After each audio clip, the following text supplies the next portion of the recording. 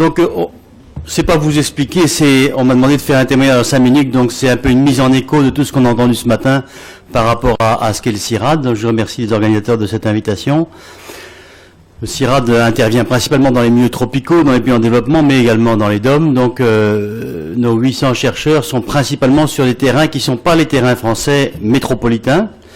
Et donc, cette question de la biologie des sols est une question qui nous agite beaucoup au CIRAD, puisque depuis plus d'une vingtaine d'années, on a choisi l'agroécologie ou l'intensification écologique des systèmes comme un peu une marque de fabrique ou une priorité. Et on a à peu près 200 agronomes qui travaillent là-dessus, mais très très peu de compétences en matière de biologie des sols. Et c'est pour ça qu'on a des unités mixtes avec l'IRD. Donc, en écho de ce qu'on dit ce matin, si vous voulez, d'abord, pour l'intensification écologique, c'est sûr que la biodiversité et ses services qu'elle produit, c'est le levier principal.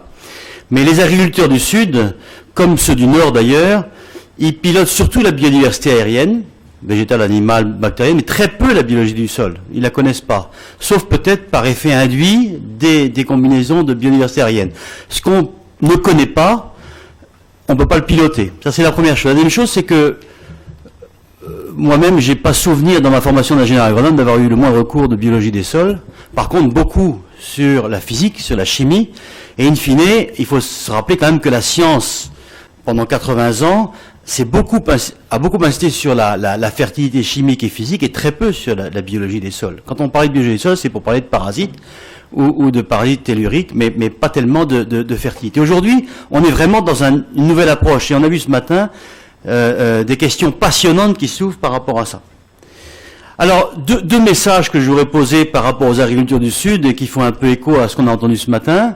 Le premier message, c'est que ce changement fondamental en passant du conventionnel à l'agroécologie est un changement qui touche pas seulement les techniques, mais qui touche la façon de faire de la recherche. Pourquoi? Parce que, encore plus dans les agricultures du Sud, l'agroécologie va mobiliser de la biodiversité locale. Donc la connaissance des contextes locaux va être essentielle pour pouvoir avancer. Or, ces contextes, on l'a vu, même en France, sont très diversifiés. Dans l'immense sphère tropicale, ils sont encore plus diversifiés. C'est le principal levier et il est mal caractérisé. Donc ça nous oblige en tant que chercheurs à changer complètement de façon de travailler. Un chiffre, en France, un chercheur pour 2000 agriculteurs, pour 1000 agriculteurs.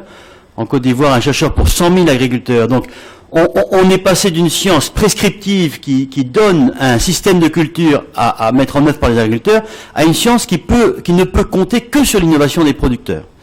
Donc, par rapport à la biodiversité du sol, ça veut dire comprendre, expliquer les mécanismes, rassembler de l'information pour les livrer de la bonne façon aux producteurs qui vont devoir faire toutes les combinatoires possibles pour améliorer ce système de culture. Donc, premier message que nous, au CIRAD, on met en œuvre avec nos 250 agronomes et leurs partenaires du Sud, c'est la dépendance au contexte local est fondamentale. On ne peut plus être une science prescriptive. Et donc, en matière de biologie des sols, il y a une double exigence.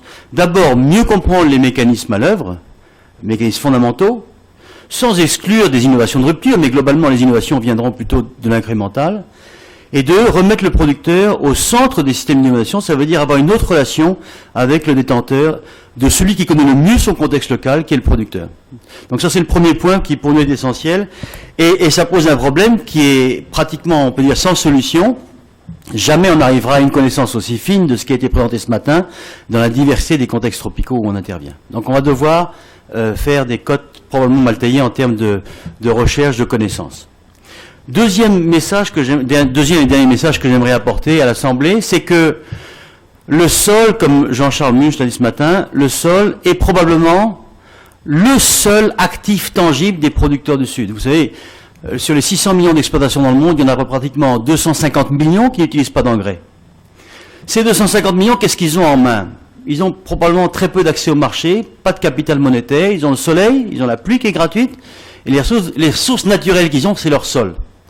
Donc cette biologie des sols et ce levier pour la transformation des systèmes va être fondamental comme capital écosystémique pour les agriculteurs du Sud.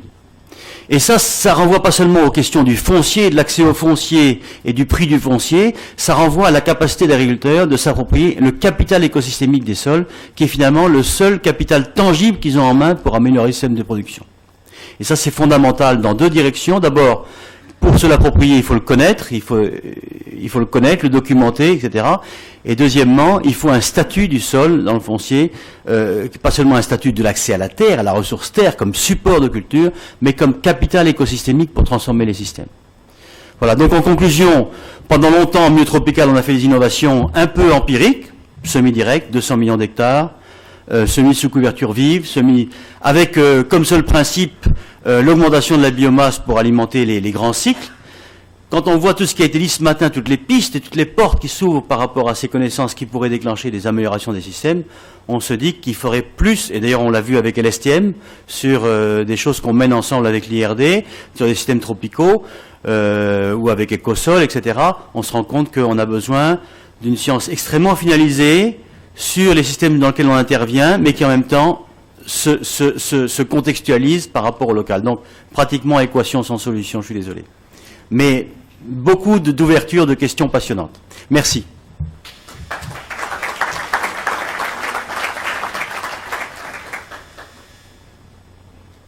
Je vais maintenant vous passer la parole à Lancelot Leroy de la coopérative Terrena. C'est tout à fait intéressant que nous ayons cette intervention d'une coopérative parce que on peut mesurer les efforts qui sont faits, je dirais, chez les agriculteurs eux-mêmes. Voilà. 5 minutes. C'est peut-être le lien avec l'agriculture du Sud, c'est que nous aussi on a des agriculteurs, bien sûr, ils sont un peu plus encadrés, puisque les ratios, alors on ne parlera pas de chercheurs pour ce qui nous concerne, même si on a une petite part de recherche quand même, mais c'est à peu près 120 agriculteurs pour un technicien. Donc vous voyez à peu près le ratio. Effectivement, on n'est pas tout à fait dans le même accompagnement. Mais donc pour Terrena, on est très heureux d'être présent ici. Je ne vais pas présenter un exposé de recherche en 5 minutes, hein. Ce n'est pas non plus l'objectif d'une coopérative. Je remercie particulièrement Daniel Tessier de nous avoir sollicité pour accompagner cette journée. Et je le remercie doublement puisqu'il nous a accompagnés, même si pour des raisons de santé, il n'a pas pu être présent sur le site des Terrenales où on a accueilli 11 000 agriculteurs. Je vous montrerai juste une petite photo tout à l'heure, où l'agriculture écologiquement intensive était particulièrement présentée, en particulier, bien sûr, tout le travail sur les sols. Alors, pour vous situer Terrena, parce qu'en fait, vous nous connaissez certainement sans vraiment nous connaître, puisque quand vous achetez du beurre paysan breton, il y a des chances que ça vienne de chez nous. Quand vous achetez de la volaille Douce France, il y a des chances que ça vienne de chez nous, puisque ça vient de chez nous. Gastronome, ça vient de chez nous. La viande rouge Tendre et Plus, ça vient de chez nous. Quand vous buvez une bouteille d'Ackerman, ça vient de chez nous. Donc vous voyez que finalement on est présent sans vraiment que vous vous en rendiez compte, mais on est content aussi de ravir votre quotidien. Donc on est basé dans l'ouest de la France, zone de polyculture élevage, avec des sols aussi très très variés. Hein. Pour ceux qui connaissent la région, il y a l'Anjou noir et l'Anjou blanc, et il y a l'Anjou calcaire, et puis il y a l'Anjou acide. Et ce qui nous pose sur les sols, en particulier dans toute cette zone acide, beaucoup de questions, beaucoup d'interrogations sur un phénomène qui souvent évolue lentement, comme ça a été rappelé ce matin, et pour lesquels l'agriculteur se pose souvent des questions un peu tard, c'est-à-dire quand on est face à des problèmes d'acidification. Le record de pH pour la région, c'est 4,1. Donc voilà, vous imaginez qu'il y avait un petit peu de boulot quand même à faire. Et donc on s'est engagé, c'est le lien avec peut-être l'agriculture tropicale, hein, puisque Michel Griffon avait inventé aussi ce thème d'agriculture écologiquement intensive, et en 2008, on a pris comme projet d'entreprise de mettre en place cette agriculture écologiquement intensive, ce qui nous a conduit à faire pour la deuxième fois les Terrenales. Vous l'avez ici, il y avait 4 univers d'innovation, donc on avait regroupé les innovations, il y avait 110 innovations, donc un univers complet dédié à ce qu'on appelle les fonctionnalités écosystémiques que vous connaissez bien, dont le sol fait bien sûr partie. Donc vous le voyez en haut, était évoqué largement la biologie du sol, donc avec Daniel Tessier sur la partie chimique en particulier, sur la structure de sol, avec les 42 parcelles de Versailles, qui étaient présentes, avec un petit échantillon d'ailleurs que gentiment on nous avait prêté pour montrer aux agriculteurs. Et donc on a accueilli 11 000 visiteurs, donc quasiment 7 000 agriculteurs de Terrena, pour lesquels il y a eu cette phase de sensibilisation à un certain nombre de sujets, et en particulier bien sûr le sol. Alors là, oui, je ne vais pas m'étendre, on pourra toujours dire l'agriculture ou l'agroécologie. Pour Terrena, ça a été un projet important pour non pas s'enfermer dans une dogme d'agriculture raisonnée ou autre, mais de redonner aussi, ça a été dit par plusieurs, et c'est important, mais l'expérience aux agriculteurs, parce qu'on n'est pas toujours dans les solutions que l'on amène aujourd'hui sur des solutions qu'on peut tester en petites parcelles. En parcelles avec autant de répétitions que ce qu'on sait faire dans un carré latin ou avec un Newman Eccles classique. Et donc on va s'appuyer, on a aujourd'hui un réseau de 150 agriculteurs chez qui on met en place un certain nombre d'essais dans tous les domaines, que ce soit de l'élevage, de l'énergie, etc. Et avec lesquels on a mis en place un dispositif de sécurisation du risque qu'on leur fait prendre dans le changement de pratique et où la coopérative prend une part du risque à côté de l'agriculteur avant de pouvoir le mettre en place. Donc on a développé toute cette partie de recherche-innovation et c'est ma dernière diapo. Donc on a des objectifs. Vous êtes au niveau de la recherche. Nous, on est sur les terrains pour faire du développement auprès de nos agriculteurs et on a créé une structure que je gère sur toute la partie R&D qui est Terrena Innovation, où on est en partenariat de recherche avec un certain nombre d'entre vous et où, bien sûr, on vous invite aussi à prendre contact avec nous pour différents partenariats. On n'est pas là pour faire que de la recherche, mais on est là pour faire ce trait d'union. Et puis, dans tout ce qui a été dit, de pouvoir assembler différentes sources d'informations pour en faire au final un conseil qui soit utile et utilisable pour l'agriculteur, pour qu'il améliore son potentiel, pour qu'il ne se retrouve pas, comme je le disais tout à l'heure, dans une situation avec un pH à 4,1, puisque en fait, quand il nous appelle à ce moment-là, c'est que son maïs il pousse pas. Donc il nous appelle et il dit votre maïs il lève pas, donc c'est de votre faute, votre lot de maïs il n'était pas bien. Bon, après il y a tout un travail à faire d'explication pour pouvoir corriger cette situation. Donc c'est un indicateur assez simple qui est le pH, mais on l'a bien vu sur la partie structure, sur la partie vie du sol, sur les solutions à apporter. Et aujourd'hui on manque assez cruellement en termes techniques d'indicateurs simples ou multiples de façon à caractériser une situation, à pouvoir aider l'agriculteur à évoluer. Voilà, je vous remercie et on est encore très heureux d'avoir pu participer à cette journée. Merci.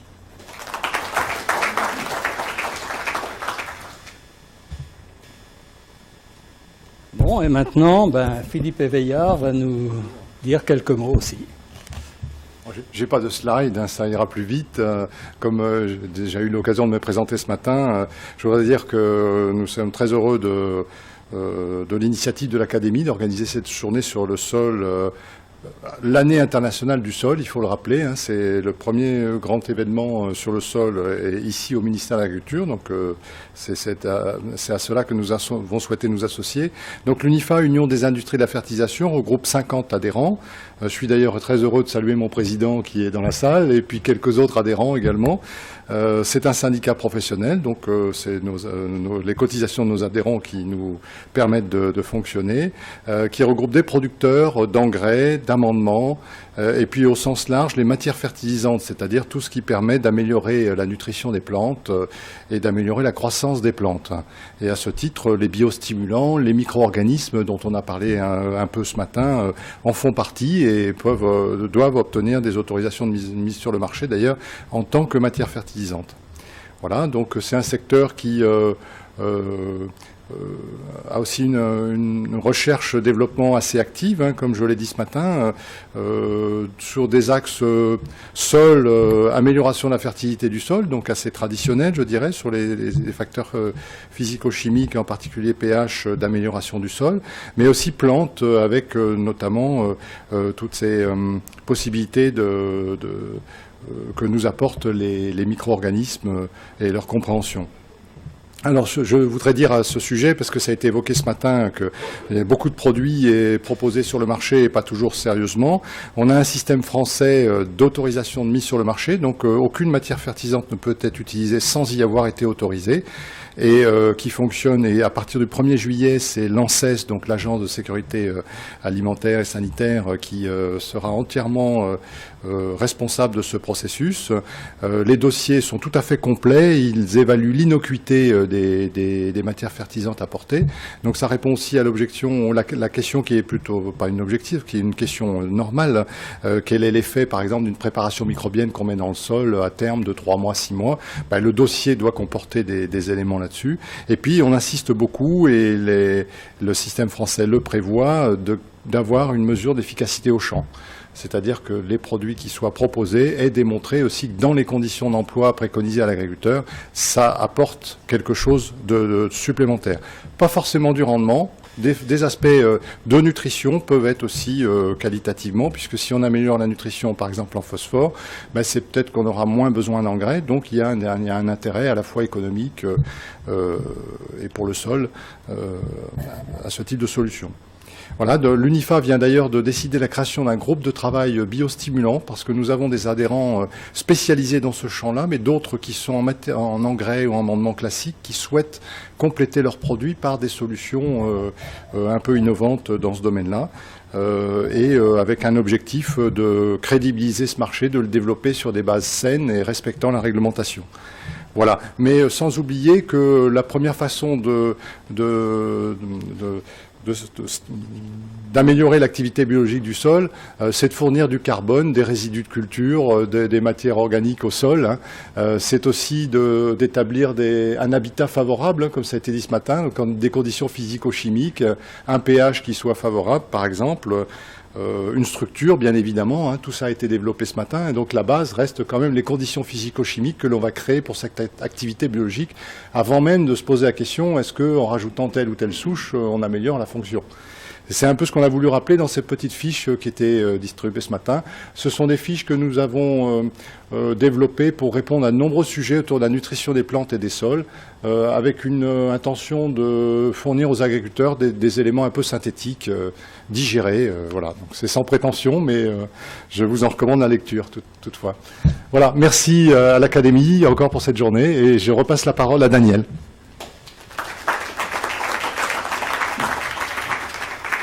Bien. Bon, maintenant, nous allons passer aux exposés et je vais passer la parole à Eckhard Prisak qui va nous parler de la modélisation des systèmes sol-plante. Voilà, vous avez la parole. Je suis un peu désolé parce que je ne parle pas assez bien le français pour faire une présentation en français. On va changer en anglais.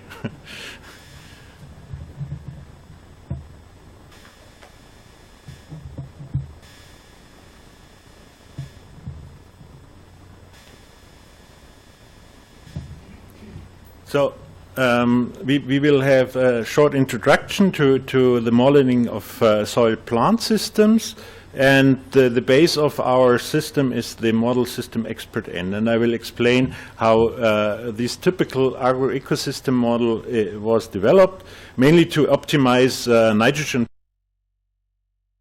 crop growth and yield, to understand the dynamics of agroecosystems. As a scientist, you want to understand what's going on, to avoid groundwater pollution by nitrate. That was one of the starting points of developing such models, and to reduce nitrous oxides emission. We have already heard about the dynamics and how to represent them. So the first thing we have to describe is the water balance in the system, and we describe the system in the rooted zone, in the unsaturated zone, and up to the groundwater. And the water balance is described with modeling with arbitrary small time steps. So we don't. So whatever your input is, the forcing may be in days, but it's good if we have a higher resolution, so we can model that. So we need input of the precipitation. Then we have the to describe the interception, and then we know how much water comes to the soil surface. Then we have runoff, we have the infiltration into the soil, then we have the evaporation and the water uptake by the plants, so the root water uptake and transpiration, and of course we have the percolation to the groundwater. And all these processes have to be described, also the capillary rise. Eventually, if the groundwater table is not that deep, we have the uptake of water from the soil. Another balance, which is also given in arbitrary small time steps, is the nitrogen balance. So we have to describe the nitrogen balance, including the carbon balance. And I will come to that later. So we have the end position from the atmosphere. We have the end fixation by the legumes. So it's coming also from the air, the nitrogen here. Then we have the what the farmer does, the fertilization by organic fertilizers, by mineral fertilizers. Then we have the losses by gaseous losses, which might be the ammoniac, the the molecular nitrogen, the nitrous oxides, and all this has to be accounted for. Then we have the turnover of the soil organic matter, and of course this is includes the mineralization of the litter or the decaying roots, and also the plant litter which is incorporated into the soil. From the ammonium, which is mineralized, we have then the nitrification, so the nitrate, which is also coming from via the microorganisms in the soil, and this is of course then solved in the water in the soil and is leaching down to the groundwater, but with capillary rise come up again into the root zone, such that it can be taken up by the plant. And finally, of course, during harvest we export nitrogen and carbon, and the nitrogen has to be the part which is restored by the farmer. So then we have to simulate the plant growth, the crop growth, and this is of course the process of the incoming radiation and the photosynthesis, which takes up the carbon dioxide from the air, and then we have the water uptake. Then the photosynthesites have to be distributed within the plants depending on the nitrogen uptake and water uptake, and also depending on the phenological development of the plant. There you have to distribute the photosynthesis depending on the phenological status of the plant. And this has to be modeled. We have to describe the root distribution, and we have to describe the canopy formation, so how dense the plants are growing. And this has an impact, of course, on how deep the radiation goes into the plant or into the crops, and how much the single plant then gets radiation, how much the plant can take up the carbon from the air. And finally, of course, we have to get the senescence processes, and this is also then depending on the climate, which has an impact on the growth process during the vegetation period. So the model application, of course, needs input data. We have the simplest form. We need to have the basic soil parameters, which means texture, which means the density of the soil, and which also includes some parameters on the hydrologic conductivity. Then we have the climatic and weather conditions. Climatic means we need a site description and the average temperatures during the year to describe the lower boundary condition for the temperatures in the soil. And then we have the weather conditions, which is mainly the precipitation, but also the air humidity and the wind speed, to get a good description of the evapotranspiration. And then, of course, the important is then what the farmer does to the to his fields, and this is the land use management. So when he sows the crop, when he harvests, and so on. And of course, the model is the flexible tool. So we have built models that can be adequately describe the processes, but thereby also looking at the costs of the input data. So depending a little bit on how much you want to invest, you get out of the model less exact data or more accurate data if you get more input data, so more experiments to parameterize your model. And then you can adapt to the situation by submodel selection. So I will give an example how we adapt to field variability, and we have seen already such a picture for this field, which was on our farm in Scheyern near Munich. And here is just a picture which is derived from temperatures which were analyzed from hyperspectral images given by a flight over the fields, so with this hyperspectral sensor, and we derived by regression to from these temperatures which were monitored, we guessed the leaf area index, and this is here for a field, and you see a lot of variability within the field. We had then within the field also at some grid points, we looked at the soil profiles to analyze what is the impact, what is impacting this variability within the field. And we had yield maps. This is some years, every year we had also yield maps. This is a later year here for the wheat. And you see that there is some relations, of course, between the leaf area index and the yield map. So biomass and yield is related.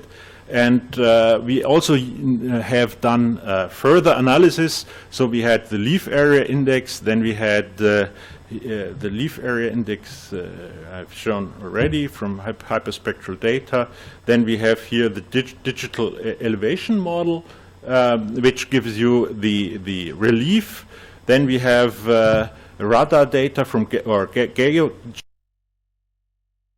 resonance of within the soil. You see here the patterns, which are mainly the water content and the clay content, reflecting here the variability here. Then we have the yield maps, and from this we derived some sort of soil map, and we have seen that already with from the picture from Jean-Charles Munch, that we can use this map. We also have maps from different years, which is important. So we have a more dry year for the winter wheat, and then we have a more wet year. And what you see here in the dry part, here you have less leaf area index, and then you have here in the blue part the high leaf area index. And this is still true for the very wet year, but then you see here less high leaf area index, and here you have the impact of groundwater flow. So if it's really a wet year, then we have a decrease in growth because of the impact of groundwater here. So that is another point which has to be reflected. So from this we get the soil map, and you see here the difference in soil textural data. So here we have the sandy part below 40 centimeters or 30 centimeters.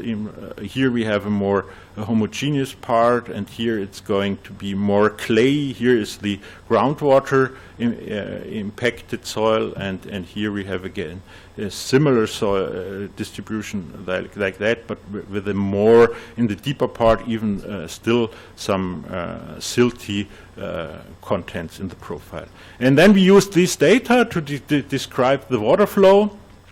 And we have here modeled the water flow, and here you see the modeled pore water content in the during the year, and it's quite homogeneous distributed within the soil horizons. But you look here. Here is the hydraulic conductivity, and we see it's rather it's conductive, the soil from top to the bottom. And when we look at another point, so here that was the point which was groundwater influenced. So then we have here a point which it looks more homogeneous for the depth distribution, and also it's still homogeneous for the hydraulic conductivity, and of course it gets drier during the end of the vegetation period.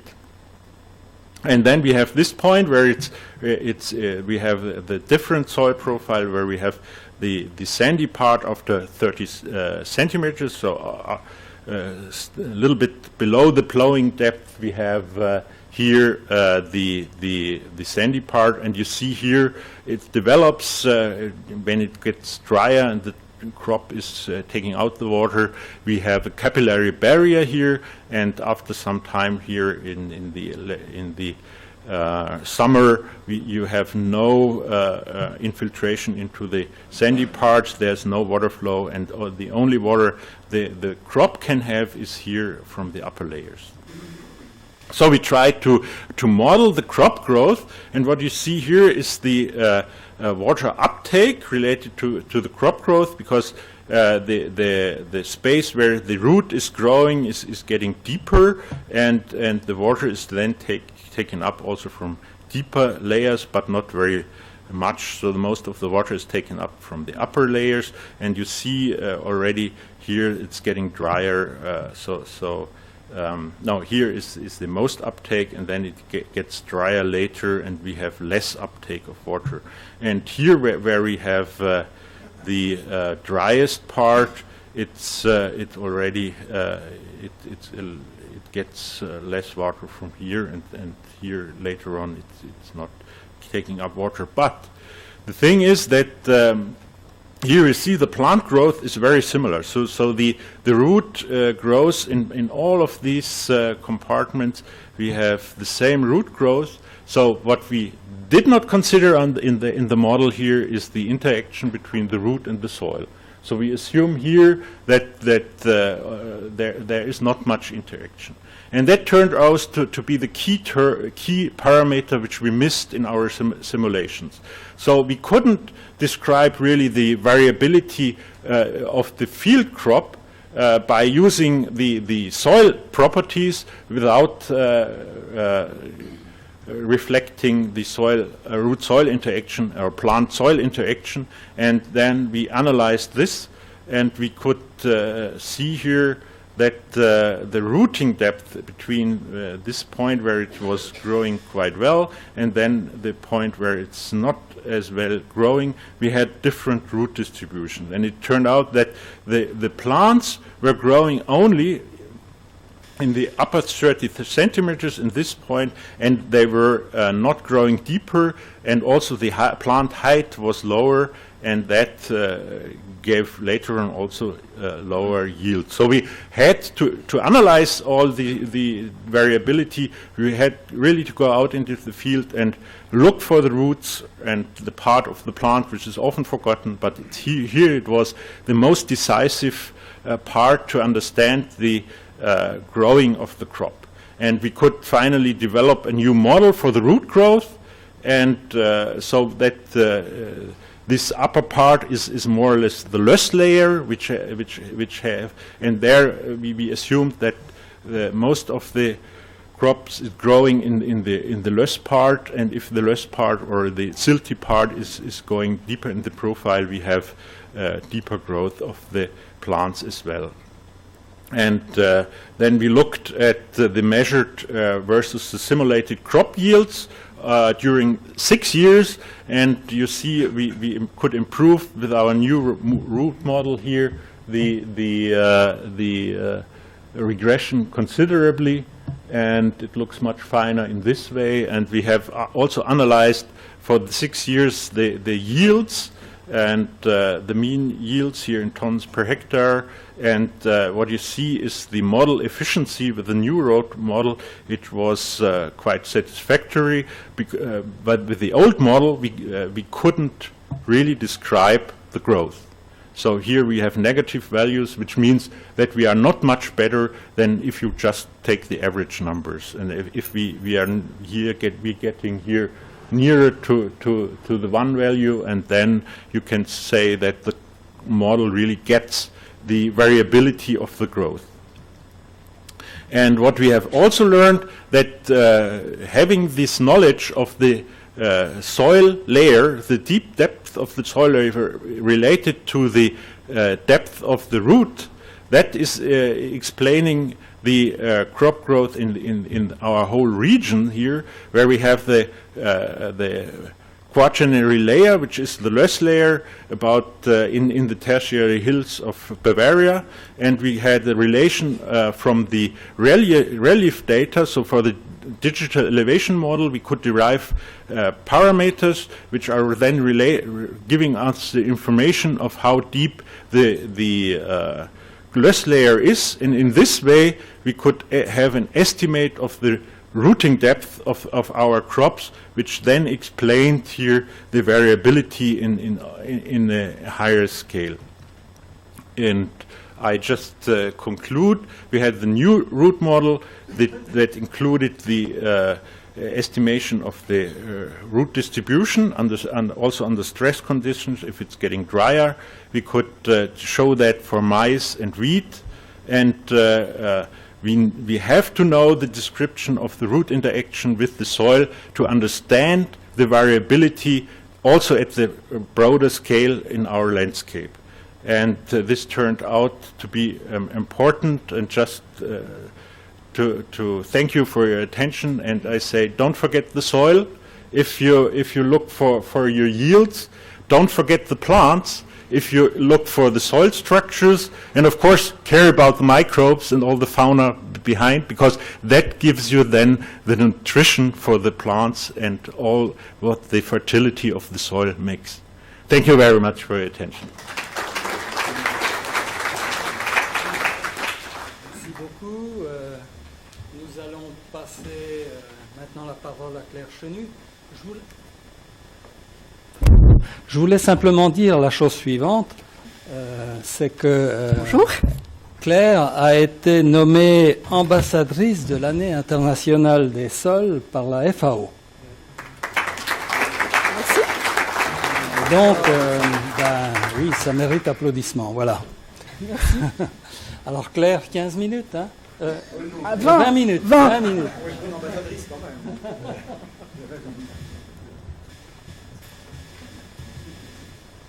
Alors, l'exposé, il est là. Alors, oui, c'est ça. Alors maintenant, je cherche. C'est celui-là? Non, c'est celui-là. Là. Voilà. Voilà, mais là, je vais intervenir en tant que chercheur. Et donc, pour cet exposé, j'ai proposé à plusieurs collègues, Nishan Yunan, Laure Vieux-Blé, Patricia Garnier, Valérie Pau, Sylvie Recou et Philippe Baveille, de s'associer à moi et de préparer ensemble. Alors, je vais vous parler d'état et localisation des matières organiques dans le sol, les relations avec l'activité microbienne et conséquences sur le fonctionnement du sol. Alors, en agriculture, les matières organiques sont une ressource absolument essentielle, et d'autant plus si on se situe dans un cadre conceptuel où on veut favoriser les processus écologiques, s'appuyer sur les processus écologiques, parce qu'elles influencent un certain nombre de propriétés des sols très importantes, comme la capacité d'échange cationique, la rétention d'eau, la structure du sol. Ça, c'est plutôt lié à combien on a de matières organiques, les stocks en présence, et puis relié affecte fortement la biodiversité des sols, comme l'a dit Michael ce matin, hein, c'est la ressource trophique, c'est ce qu'il y a à manger, et la fourniture d'éléments minéraux, ça c'est plutôt lié à la biodégradation. J'ai pas touché. Bon, peut-être demander de l'aide, mais voilà. Plutôt lié, alors ça c'est lié à la biodégradation et à l'éminéralisation des matières organiques. Donc là on retrouve d'ailleurs l'ambivalence en permanence à propos des matières organiques. On voudrait en avoir beaucoup et en même temps on voudrait les décomposer pour les fonctions qui sont liées à leur biodégradation et minéralisation. Hein, donc des fonctions liées au stock et au flux. Et finalement prévoir la biodégradation des matières organiques du coup est tout à fait important, essentiel, et c'est sur cet aspect du fonctionnement du sol que je vais me focaliser aujourd'hui. Et j'ai choisi de vous présenter, vous allez voir, un certain nombre de résultats récents de nos équipes. Je crois que c'est pas trop mal là. Alors, pour que la biodégradation ait lieu, donc puisqu'elle est importante, il faut bien sûr, ça va dépendre de la nature des matières organiques, il faut qu'il y ait des micro-organismes compétents, mais enfin bon, pour de la cellulose, la lignine, on pourrait dire qu'ils sont pratiquement toujours là, en tout cas dans un gros échantillon de sol, et puis il faut que les conditions de l'environnement soient favorables. Alors, si on se situe à l'échelle des micro-organismes, vous avez ici un petit morceau d'un agrégat de sol avec un morceau de matière organique, avec une bactérie, un micro-organisme. Pour que la biodégradation ait lieu, hein, donc il y a fourniture de production de CO2, il faut que j'arrête de regarder aussi l'écran, et d'autres éléments minéraux, il faut qu'il y ait contact entre les deux, ou bien transfert, transfert des micro-organismes, des substrats ou de leurs enzymes ou de leurs produits par diffusion, convection, par croissance. Et donc ça va dépendre de ces transferts et puis de la localisation initiale des matières organiques et des micro-organismes. Donc on part à échelle même très très fine sur un système qui est complexe. Et puis en plus, il faut que les conditions soient localement favorables, hein, c'est-à-dire qu'il y ait suffisamment d'eau, d'oxygène, de pH, de nutriments. Alors, ce que je vais faire dans cet exposé, c'est vous présenter différents points, et on va commencer par démonstration qu'il se trouve que la localisation des matières organiques et des micro-organismes, elle est effectivement hétérogène. Alors, quand on fait des échantillonnages emboîtés, c'est quelque chose qu'on peut apprécier. Alors, j'ai pris deux données, parce qu'on dit toujours que c'est très hétérogène le sol. Bon, donner un ordre de grandeur, hein, de la teneur en carbone de sol mesurée sur un échantillon moyen, hein, relativement grande taille, à l'échelle à l'échelle décimétrique, centimétrique d'agrégat, vous voyez que la variabilité augmente. Plus on prélève petit, plus la variabilité augmente. Ici, une fonction microbienne, la capacité à minéraliser un herbicide, le 2,4-D. Vous voyez la même chose. Là, ce qui est représenté, c'est le coefficient de variation. Des échantillonnages faits à l'échelle décamétrique, métrique, décimétrique, centimétrique, millimétrique. La variabilité augmente. Plus on compare des échantillons petits, plus la variabilité augmente. Plus on regarde, plus on focalise, plus la variabilité augmente. Donc, voilà. Donc, une répartition très hétérogène de la ressource, une répartition très hétérogène des micro-organismes, et puis finalement, en plus, la densité, hein, si on regarde en nombre de particules organiques ou nombre de bactéries par unité de surface, ou en proportion de la porosité du sol, là où sont les micro-organismes, on est plutôt devant un système qui est un désert, dans lequel il y aurait quelques oasis. Hein. Les micro-organismes, ils font largement moins que 1% en volume de la porosité du sol. Donc cette probabilité de rencontre, elle n'est pas si évidente que ça. Elle n'est pas si évidente que ça, et actuellement, il y a beaucoup, alors je ne vais pas insister parce qu'il y a eu plusieurs présentations finalement qui en ont déjà parlé, mais un gros effort de recherche et gros développement sur des méthodes permettant la visualisation et la localisation à la fois des matières organiques et des micro-organismes dans des structures de sol non perturbées, éventuellement à des états hydriques préservés, dont on a préservé les organisations qui correspondaient à tel ou tel état hydrique, avec donc des outils variables. On peut faire de la cartographie chimique, la cartographie de micro-organismes maintenant. Alors, passons au fonctionnement. Habitat microbien et biodégradation. Là, je vais vous présenter 3 exemples, hein, donc issus de nos équipes. Un exemple pour montrer déjà l'importance. On a essayé d'évaluer dans une expérimentation l'importance globale de l'habitat microbien. En fait, on se posait la question de savoir biodiversité versus habitat. Qu'est-ce qui pèse le plus lourd? La question, elle est un peu simpliste, hein, je le reconnais tout à fait. Mais on a fait une expérimentation, ou plutôt Sabrina Juarez a fait une expérimentation dans laquelle elle a prélevé 6 sols de caractéristiques contrastées, parce qu'au plan pédo, c'est différent, cambisol, duvisol, podzol, et puis parce que les modes d'occupation, les modes de gestion étaient différents. Pour chacun, elle a extrait des micro-organismes, extrait un inoculum microbien. Par ailleurs, elle a stérilisé des sous-échantillons de ces sols, qu'ensuite, elle a réinoculé, et elle a fait tous les croisements possibles. Hein, donc, on avait 36 combinaisons possibles. Hein, on avait soit un sol avec soit sa communauté initiale, soit celle d'un des 5 autres sols différents. Et puis ensuite, elle a mesuré la respiration du sol, la minéralisation basale, donc le fonctionnement microbien. Et voilà ce que ça donne. Alors vous allez me dire, c'est très petit, mais je suis sûre que vous arrivez à voir. Chaque cartouche correspond à une communauté microbienne qui vient d'un sol différent. Chaque courbe correspond à un sol différent. Vous allez me dire, mais c'est tout pareil. Oui, entre communautés microbiennes, c'est tout pareil. Par contre, on voit que les sols se classent toujours de la même manière. Et ce qu'on a pu conclure de ça, c'est qu'en fait, l'habitat pesait beaucoup plus sur les vitesses de minéralisation, sur la respiration du sol, que qui était là. Hein, donc c'est une hiérarchie, c'est grossier, mais finalement c'est une hiérarchie. En tout cas, l'habitat, c'est super important. Deuxième expérimentation, c'est accessibilité. Voilà, ça pèse dans les combien. Encore, on a besoin de quantifier. Dans une expérimentation, Marc Pineiro a mesuré la minéralisation d'un herbicide tout à fait courant, le 2,4-D, et il l'a fait dans des cylindres de sol remaniés, où il avait placé, alors qui avait été stérilisé, même chose, il a réinoculé avec des micro-organismes, il a apporté l'herbicide, et il a fait 3 modalités. Je mélange complètement, j'ai un mélange homogène, là. Je mélange, mais dans un tout petit échantillon de sol que je place au milieu de mon cylindre, qui est hétérogène colocalisé, et puis je mets à un endroit les microbes, à un autre le substrat, séparé de 2 cm en l'occurrence. Et vous pouvez voir, ici c'est une vitesse de minéralisation du 2,4-D en fonction du temps, que c'est pas du tout pareil. Hein. La colocalisation, ça pèse extrêmement fort. Là, il n'y a carrément pas de biodégradation pendant la durée de l'expérimentation, 2 semaines. Voilà. Donc, la minéralisation de l'herbicide est contrôlée par la distance aux micro-organismes dégradants. Alors, 3e exemple maintenant. nous sommes posé la question de savoir, mais est-ce que, il y a une multitude d'habitats dans les sols, de micro-habitats, est-ce qu'ils sont tous aussi favorables? Est-ce que, finalement, le fonctionnement va être le même? Et nous avons associé physique du sol et microbiologie pour essayer de placer des substrats, en utilisant la loi de Jurin-Laplace, dans des pores de taille différentes. Substrats qui étaient marqués, ce qui fait qu'après, nous avons pu mesurer la minéralisation. Là, la hauteur de la cartouche vous indique la vitesse de minéralisation, la quantité de fructose apportée, donc d'un sucre apporté qui a été minéralisé pendant la durée de l'expérimentation. Et puis, nous avons caractérisé les communautés microbiennes qui avaient utilisé ce sucre marqué. Donc, on pouvait les différencier. Et ce qu'on peut en dire, c'est que les vitesses de minéralisation ne sont pas les mêmes. Quand on place le fructose dans des pores petits, se biodégrade plus lentement que si on place le fructose dans des pores plus grands. Et voilà, ça c'est une analyse statistique, composante canonique. Les microbes ne sont pas les mêmes. Donc on a bien une biogéographie microbienne à une échelle très très fine. Et la vitesse de minéralisation dépend de l'habitat où arrive le substrat.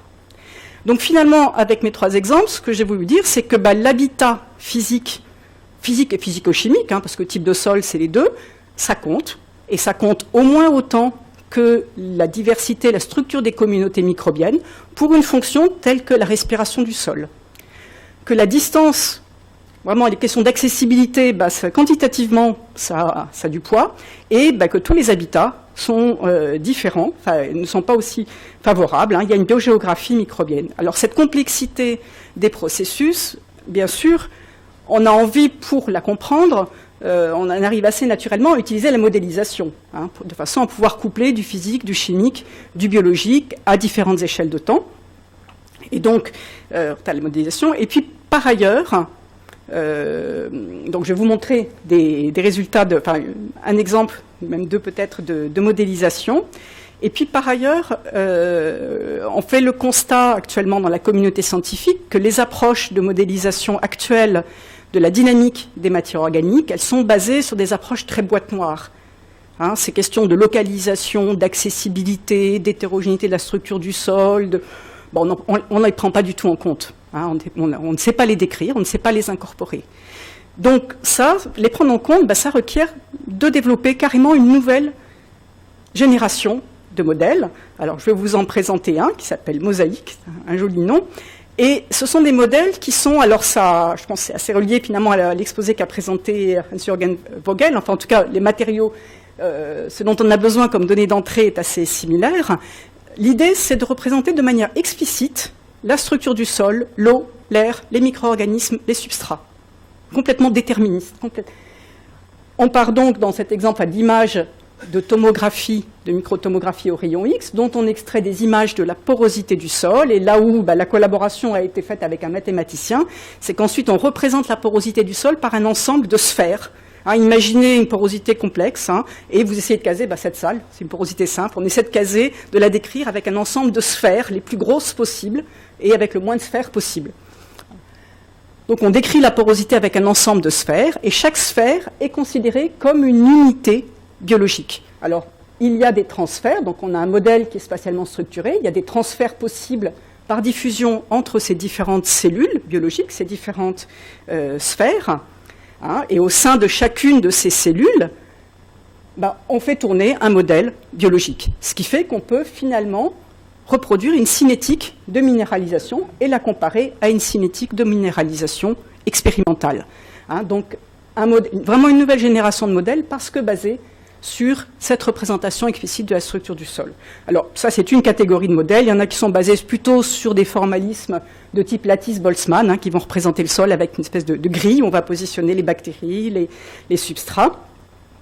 Je n'insiste pas. Mais donc, des modèles qui sont évidemment extrêmement complexes, mais qui sont absolument indispensables pour pouvoir, à partir du moment où on joue avec différentes catégories de processus, on a besoin de tels outils pour pouvoir peser leur importance relative et puis pour pouvoir quantifier, prédire. Maintenant, ce que je vous ai présenté jusqu'à maintenant, vous avez vu, je me suis situé à l'échelle spatiale des micro-organismes, je me suis situé aussi à l'échelle temporelle, finalement, des micro-organismes. Alors, ces processus d'accessibilité, de structure du sol, d'habitat, est-ce que c'est important à long terme ? Un message que je voudrais vous transmettre aujourd'hui, c'est oui, c'est vraiment important à long terme. Alors, je ne vais pas vous en apporter la preuve, hein, je vais juste montrer un dessin. Hein. Les matières organiques persistent dans les sols pour des durées très variables, de quelques heures à quelques millénaires, hein, mais on va dire en moyenne plusieurs dizaines d'années. Qu'est-ce qui explique qu'elles persistent aussi longtemps dans le sol, hein? C'est, d'une part, qu'est-ce qui les protège, qu'est-ce qui les stabilise vis-à-vis de la biodégradation? C'est leur nature chimique, l'interaction qu'elles peuvent avoir avec des surfaces minérales ou avec des cations, et puis ces questions d'accessibilité que nous appelons protection physique. Alors, la littérature, vraiment la communauté scientifique internationale se rejoint en ce moment, depuis peu longtemps, pour dire qu'à long terme, autant la nature des composés organiques, ça pèse à court terme, à l'échelle du mois, à l'échelle de quelques années, autant dès qu'on est à l'échelle de plusieurs décennies, ça ne pèse pas, et à part les charbons, finalement, ce sont des questions d'interaction entre bio-organo-minérales qui vont conditionner la persistance des matières organiques dans l'environnement. Donc oui, ces processus sont importants, et du coup, les défis que ça nous pose, c'est qu'il faut qu'on puisse passer des petits événements microbiens, hein, à l'échelle d'espace et de temps des micro-organismes, à une autre échelle spatiale et à des échelles de temps beaucoup, beaucoup plus longues. Donc là, c'est, on va dire, un des défis qui nous est adressé. Alors, je vous ai montré donc des résultats de recherche basés sur un certain nombre de travaux faits en laboratoire et on demandait finalement quelle importance à des échelles spatiales plus importantes, quelle importance en termes de gestion, est-ce qu'on arrive à relier ça? Alors, 3 points encore. Et je vais répondre oui, effectivement, ça peut avoir une pertinence, ça peut aider à comprendre ce qui se passe.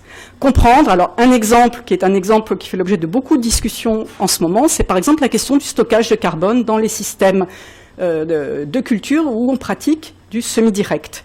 Les résultats récents de la littérature tendent à montrer que l'on stocke beaucoup moins de carbone.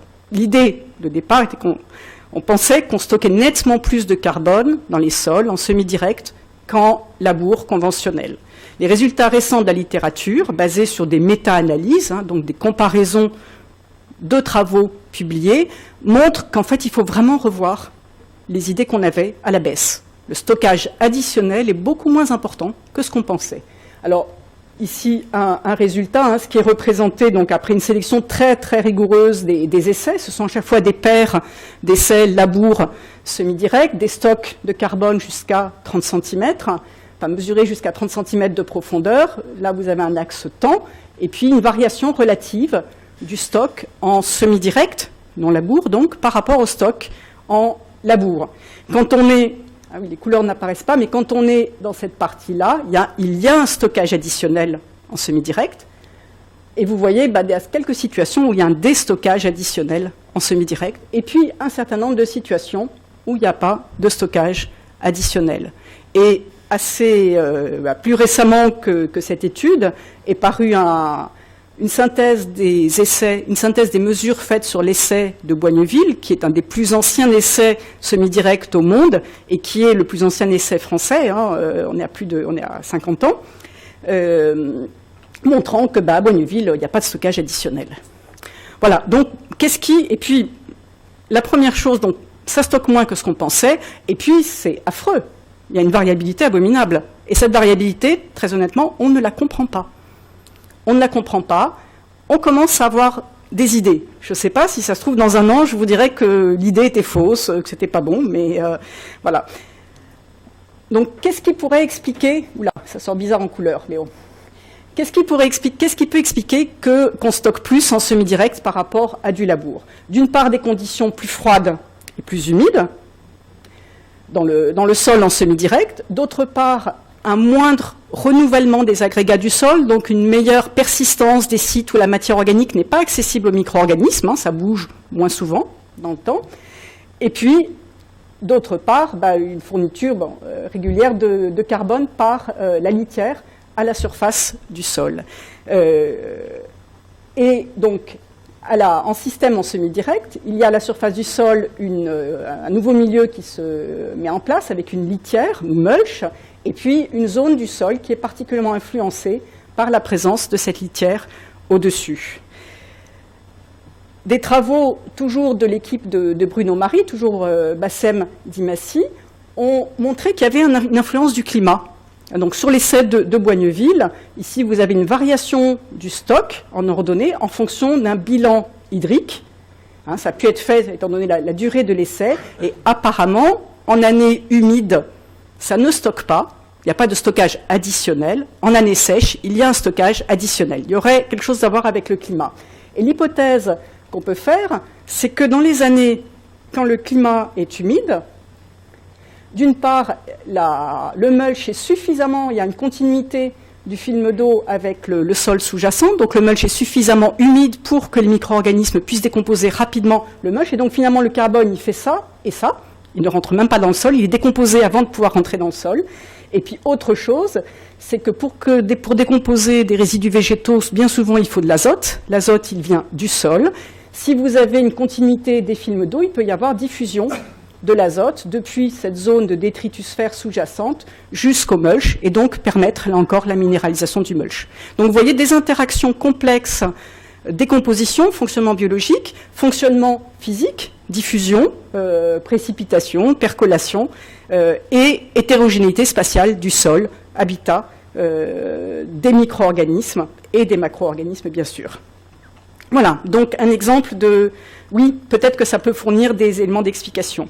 Et ça doit pouvoir se traduire dans une amélioration des modèles de la dynamique du carbone à l'échelle de la parcelle. Un modèle qui est très utilisé en France est un modèle qui s'appelle Simeos AMG, qui est également de l'équipe de Bruno Marie, avec une interface qui est disponible, qui est accessible, qui est son usage est commercialisé, qui permet de calculer le bilan humique. C'est une amélioration du modèle de Hénin-Dupuy qui permet de calculer le bilan humique à l'échelle de la parcelle. Et finalement, les travaux, l'idée des modèles très déterministes que je vous ai montrés, n'est pas de modéliser l'évolution du carbone de la planète, ni de modéliser l'évolution des stocks de carbone à l'échelle d'une parcelle agricole.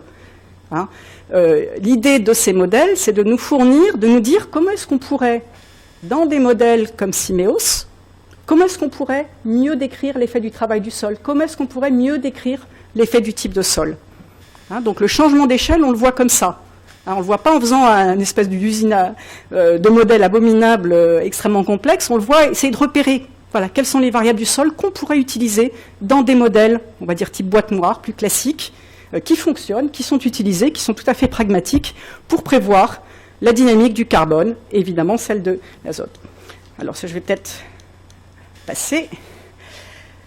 Alors en conclusion, ce que je voudrais dire, donc le thème de ce colloque, c'est l'utilisation du potentiel biologique des sols, un atout pour la production agricole. Alors je voudrais rappeler que les matières organiques sont une ressource essentielle dont il faut prévoir et gérer l'abondance, la nature, la localisation, dans le profil du sol en particulier, et la dynamique. Ce que j'ai essayé de vous montrer, c'est qu'il y a une grande importance des interactions bio-organo-minérales à l'échelle de l'habitat, en particulier de l'habitat microbien, pour contrôler la biodégradation des matières organiques et donc la fourniture d'azote, l'évolution des stocks organiques. Que la compréhension de ces processus et leur formalisation mobilise différentes disciplines, c'est de la microbiologie, de la biogéochimie, de la pédologie, de la physique, de la physico-chimie, des mathématiques. Donc c'est fondamentalement pluridisciplinaire. Et bien sûr, on est loin de décrire correctement le sol. Dans les perspectives, on va dire qu'il faut prendre en compte la rétroaction de l'effet des organismes, des micro-organismes sur la structure du sol, et il y a une forte rétroaction. La réactivité physico-chimique, dans nos modèles, les parois de pore, elles sont inertes pour le moment, ça ne va pas. Il y a la faune, on se garde bien pour le moment encore de le faire, les racines qui viendront perturber tout cela, et bien sûr, changement d'échelle à faire. Voilà, et sur ce, je vous remercie.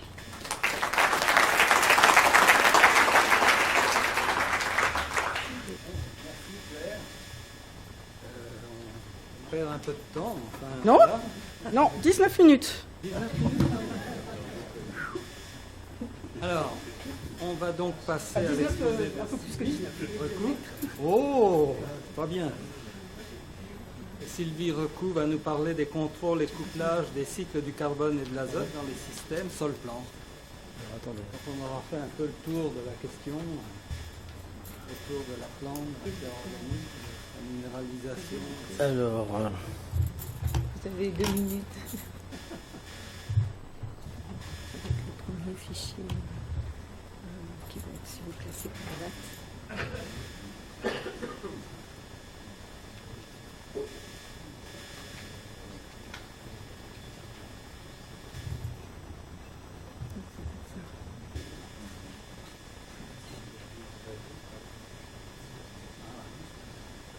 Ça. Très bien. Merci. Bonjour, mesdames et messieurs. Je remercie tout d'abord le comité d'organisation de l'Académie d'agriculture pour m'avoir proposé de faire cet exposé. Des collègues, Gwenna Lazerme, Isabelle Bertrand, Patricia Garnier, avec lesquels j'ai beaucoup travaillé sur ces thèmes ces dernières années. Donc, voilà, les flèches, pardon. Ah. Donc en fait, en 20 minutes, impossible bien sûr de traiter complètement de cette question, mais je vais revenir rapidement sur les enjeux de la gestion des matières organiques, mais Claire vient d'en parler. Et puis rappeler comment les cycles carbone et azote, alors quand je dis azote, derrière on pourrait parler phosphore et soufre, hein, mais on va parler de l'azote et des exemples sur l'azote, mais avec les matières organiques on pourrait l'extrapoler à ces éléments, et bien sûr le rôle de la biomasse microbienne. Ensuite, et on en a parlé dans plusieurs exposés ce matin aussi, on va voir finalement comment la végétation impacte les communautés et les flux, à travers notamment leurs traits fonctionnels et les échanges avec le sol.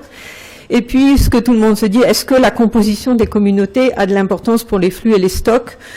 On verra. Et puis, Claire a commencé à en parler. Pourquoi toute la matière organique, finalement, ne se décompose pas? Et non pas, peut-être pas répondre à cette question, mais éclairer certains mécanismes. Et puis enfin, quelle perspective pour développer une agriculture valorisant les processus écologiques? Et là aussi, j'irai sur quelques exemples récents de la recherche.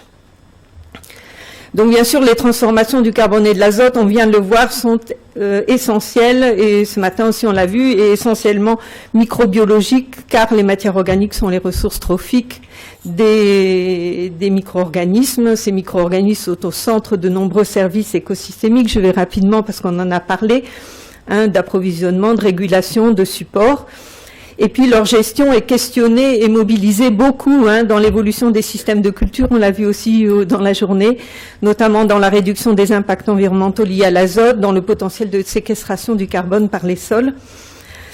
Et puis actuellement, donc il y a de très nombreuses recherches en fait actuelles sur les communautés microbiennes des cycles du carbone et de l'azote, leurs activités, les relations entre diversité et fonction, les relations entre couverts végétaux et communautés du sol et les effets sur le stockage du carbone à long terme. En fait, la plupart de ces travaux sont développés dans les écosystèmes naturels et notamment dans l'adaptation possible des écosystèmes aux changements globaux. Et donc, bien sûr, il y en a sur les sols cultivés, mais quand on va voir ce qui se fait sur les écosystèmes naturels, en fait, on va pouvoir utiliser, et c'est ce qu'on est en train de faire avec l'agroécologie, beaucoup des approches et des concepts pour redéfinir les systèmes agricoles. J'ai toujours besoin de boire. Donc rapidement, je ne vais pas vous faire l'injure de vous redéfinir le couplage des cycles biochimiques, mais quand même rappeler que finalement le premier couplage, l'entrée du carbone et de l'azote dans les sols, il se fait bien sûr par la photosynthèse et par la fixation biologique d'azote, et pour l'entrée des engrais minéraux par le processus d'Haber-Bosch, mais ce sont ça les entrées de carbone et d'azote, avec un recyclage. Là c'est un schéma simplifié, donc j'ai mis que les résidus de culture, mais il pourrait y avoir les effluents d'élevage et les produits organiques. Le recyclage du carbone, ah oui, on voit pas les couleurs différentes pour le carbone et pour l'azote. Le recyclage ici, les entrées par les résidus de culture, et ces résidus de culture qui vont avoir du carbone organique, de l'azote organique, du soufre organique, du phosphore organique et d'autres éléments, vont faire servir de substrat à la biomasse microbienne, et une partie va pouvoir être humifiée. Donc en fait, le premier couplage, il est ici avec finalement les besoins de cette biomasse microbienne qui est hétérotrophe, donc elle va utiliser le carbone organique pour ses besoins énergétiques et pour sa croissance microbienne. Et c'est la décomposition avec une partie qui va être minéralisée. Et à cette décomposition, bien sûr, va être associé les flux des autres nutriments.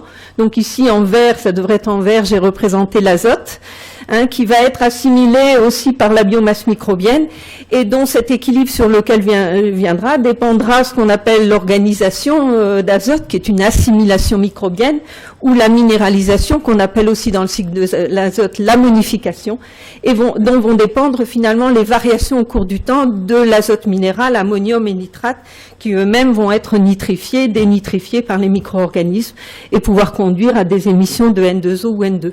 On l'a dit ce matin, la plupart de ces transformations, la quasi-totalité, j'ai pas parlé de volatilisation d'ammoniac, sont sous le contrôle des communautés du sol. Donc en fait, les micro-organismes hétérotrophes, je vais très vite, on l'a vu plusieurs fois. Ici, je vais parler surtout des champignons et des bactéries et de leur importance pour dire qu'au cours des 20 dernières années, les techniques de quantification, de caractérisation ont beaucoup évolué. Notamment avec les techniques de biologie moléculaire. Je ne suis pas une spécialiste, moi je suis sur les cycles carbone-azote, mais ici je vous ai représenté par exemple, donc ces techniques de biologie moléculaire ont à la fois énormément progressé en termes de capacité, de rapidité et beaucoup décru en termes de coûts, ce qui fait qu'actuellement on est capable finalement d'avoir des références à des échelles larges et pour des agro et des écosystèmes. Ça, c'est un exemple des connaissances et des données que peut produire, par exemple, Génosol, par l'équipe de Dijon, où on va avoir finalement maintenant des références sur les quantités. Ici, ce sont des quantités d'ADN par gramme de sol, d'ADN microbien, on voit pas trop par gramme de sol, en fonction de ces différents systèmes. Heureusement, on aborde aussi la biomasse hétérotrophe par des mesures, par exemple, de fumigation-extraction, pour ceux qui connaissent, qui sont toutes les bases des techniques développées par les Anglais, Jenkinson et ses collaborateurs. Et ici, c'est un exemple, heureusement, on a des assez bonnes corrélations entre, par exemple, la biomasse moléculaire, ADN en microgrammes par gramme de sol, et le carbone biomasse par fumigation-extraction, qui montre qu'on n'est pas obligé, pour comprendre le fonctionnement des communautés du sol liées au cycle de carbone, à chaque fois, on n'a pas toujours les moyens non plus d'avoir des approches de biologie moléculaire. Donc, il y a une bonne relation entre ces différentes approches, et heureusement pour nous. Donc en fait, cette microflore bactérielle et fongique, elle est fortement corrélée à la concentration en carbone organique. Ça, c'est quelque chose d'ancien, mais c'est toujours valable en fait, et ça nous arrange aussi plutôt. Ici, par exemple, je vous montre justement des résultats qu'on a obtenus sur un projet il y a quelques années, mais qui se poursuit, enfin sous d'autres formes, à Lusignan sur le SORE-ACBB, où on avait regardé l'évolution du carbone de la biomasse par fumigation-extraction en fonction pour un certain nombre de traitements. Les ronds noirs c'est la prairie ou la prairie retournée, et les triangles c'est la culture ou la mise en prairie. Et on voit ici la très jolie relation entre le carbone biomasse microbienne et le carbone total de la même couche, 0,5 en grammes par kilo. Et donc on voit bien que, et ceci, ce sont des résultats qu'à l'époque à Dijon aussi, Rémi Chausseau et Bernard Nicolardo par exemple avaient déjà dans un certain nombre d'essais. Et ceci, on le retrouve, c'est pas local, des collègues sur des sols agricoles de l'Ohio ont les mêmes relations, ou ici par exemple dans un certain nombre d'écosystèmes, on a aussi cette bonne relation entre la biomasse microbienne totale et le carbone organique des sols.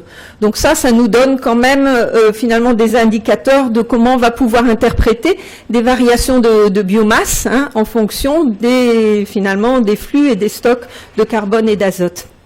Alors en fait, il faut savoir, quand on va parler de couplage des cycles, on se dit comment ils sont couplés. Alors ça va faire peut-être un petit peu court, mais finalement, il y a des principes qui sont très anciens, qui étaient dans des modèles de décomposition dans les années 70 et qui sont toujours valables et qui sont même renforcés. C'est que finalement, c'est les rapports stoichiométriques des différents compartiments qui va régir les flux des nutriments au cours de la dégradation. Ici à gauche, je vous ai mis l'exemple d'une décomposition d'une paille. Une paille de blé, par exemple, pourra avoir un C sur N, un rapport carbone sur azote de 100. Ça veut dire que quand il y a 100 grammes de carbone, il y a un gramme d'azote. Et puis on a une biomasse microbienne qui, elle, va avoir ce qu'on appelle un rendement d'assimilation. Elle va garder une partie pour assimiler, une partie pour l'énergie, pour minéraliser. Donc ici, par exemple, on suppose qu'il y a 40% qui sert à l'assimilation. Et la biomasse microbienne d'un sol, elle a par exemple un C sur N de 8. Et bien une fois qu'on a compris ça, donc la biomasse qui assimile 40 grammes de carbone a besoin de 5 grammes d'azote. Et la minéralisation de la paille va lui fournir que 1 gramme d'azote. Et donc en fait, elle va prendre l'azote minéral si elle l'a dans le sol et elle va prélever, j'ai fait une petite erreur, c'est 4 grammes d'azote, pour assurer finalement sa stoichiométrie, son C sur N de 8. Et ici, vous avez par exemple l'humus, qui a un C sur N de 10, c'est-à-dire pour 100 grammes de carbone, vous avez 10 grammes d'azote. La biomasse microbienne, on fait l'hypothèse qu'elle a le même C sur N de 8. Et donc, quand elle va assimiler 30 grammes de carbone, elle a besoin de 3,8 grammes d'azote pour faire ce rapport. Et donc, à ce moment-là, vous voyez bien que la dégradation de l'humus va provoquer une minéralisation nette d'azote, puisque finalement, il y a un surplus d'azote. En fait, ça paraît simple, mais c'est ça qui va régir finalement les couplages entre les cycles au cours de la dégradation. Et donc, il sera très important, par exemple, de connaître, et c'est pour ça qu'on les utilise, les rapports carbone sur azote des différents compartiments du système sol. Par exemple, les bactéries qui ont un C sur N de 5 à 7, les champignons, c'est des chiffres moyens de 8 à 13, l'humus du sol qui va être souvent de 10 à 12, et puis vous voyez des pailles de céréales beaucoup plus pauvres en azote, avec un C sur N, des cultures. Puis on peut regarder aussi, par exemple, si ça c'est des moyennes de différentes cultures, que des feuilles de plantes vont être plus riches en azote que les tiges, mais les racines, elles, sont un peu plus riches. Donc vous voyez ici que c'est très important, c'est très ancien déjà, mais en fait c'est la base de compréhension des transformations couplées du carbone et de l'azote. En fait, on a vu ces différents... Juste que je respire.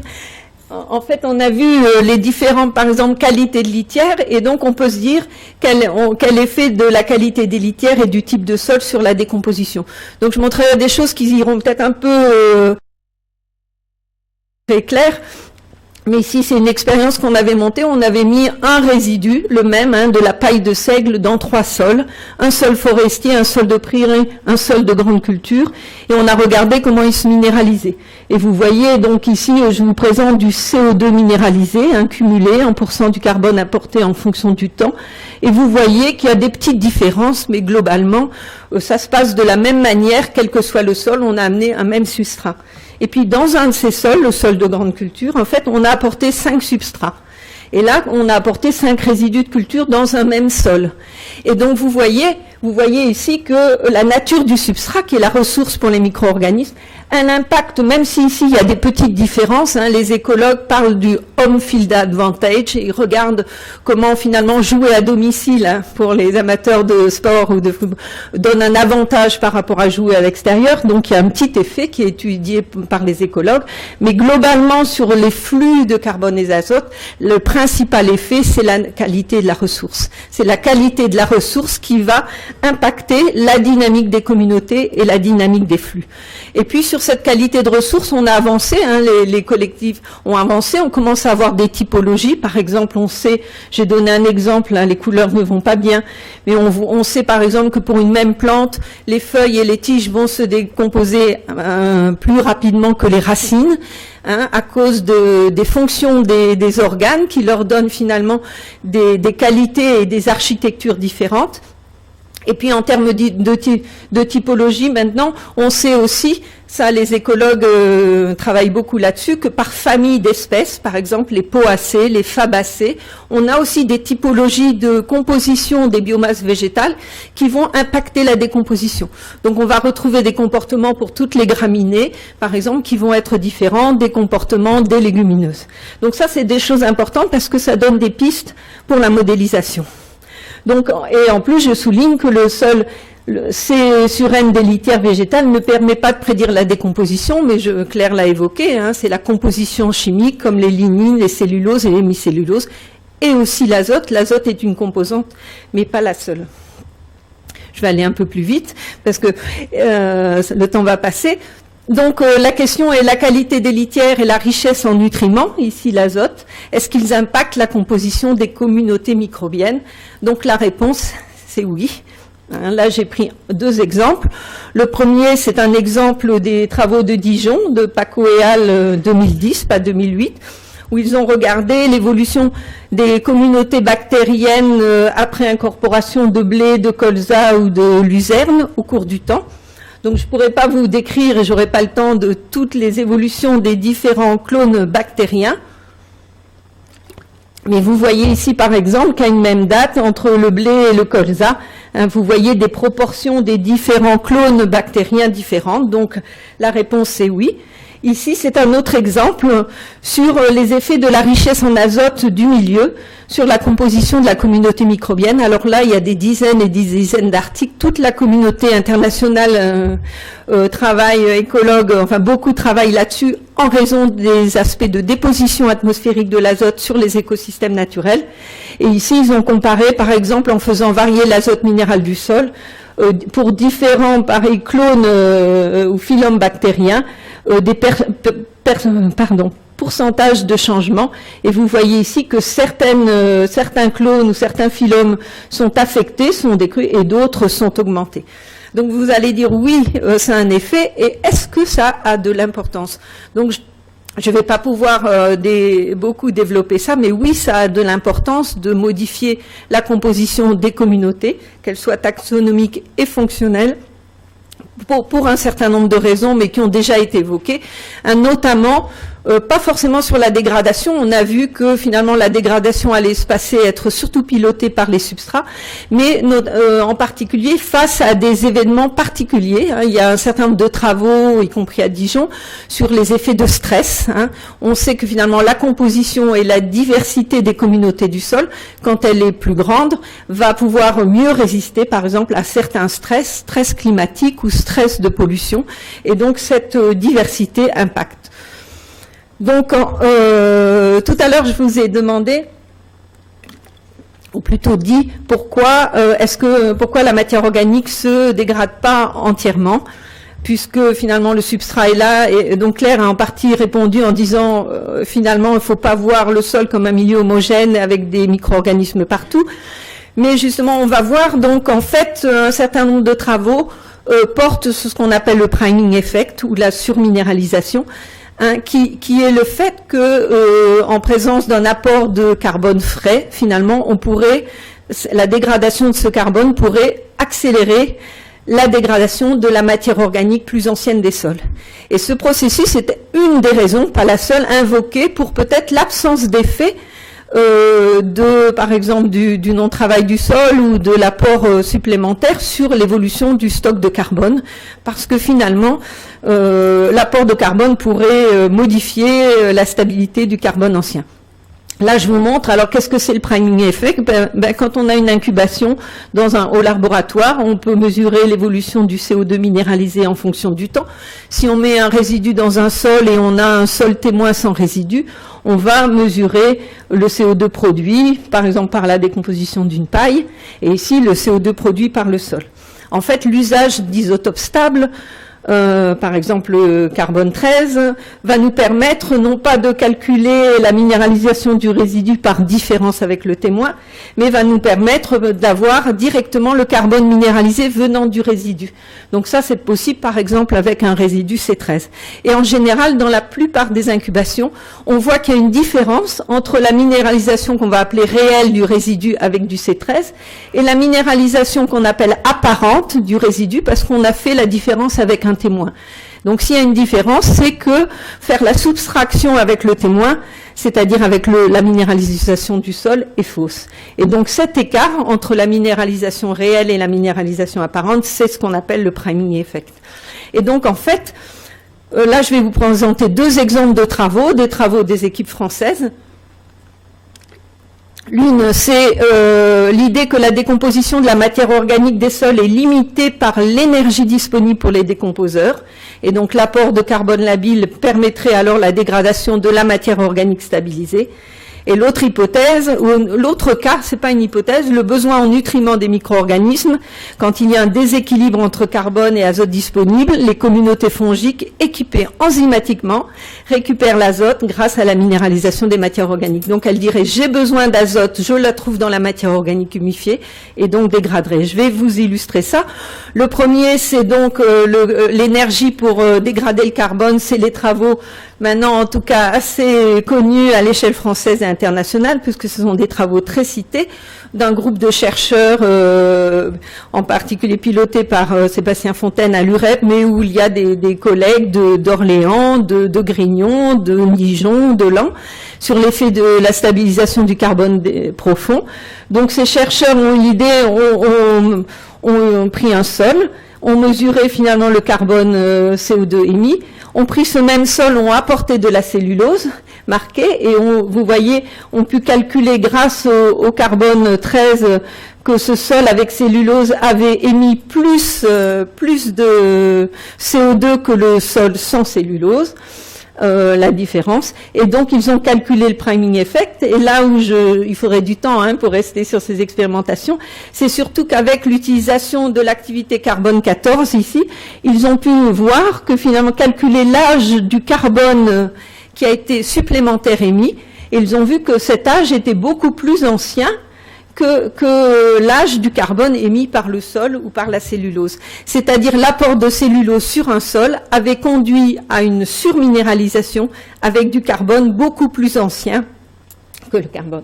Donc ça, ce phénomène, donc l'interprétation, c'est que l'accumulation de carbone en profondeur, probablement issue des racines, finalement se stabilise, peut-être pas à cause d'une récalcitrance chimique, peut-être pas à cause d'une inaccessibilité physique, mais parce que les micro-organismes n'ont pas finalement assez d'énergie disponible pour finalement libérer et assimiler ce carbone. Il faut savoir que les micro-organismes ont besoin d'énergie pour produire les enzymes, pour dégrader, et c'est un. Le second exemple,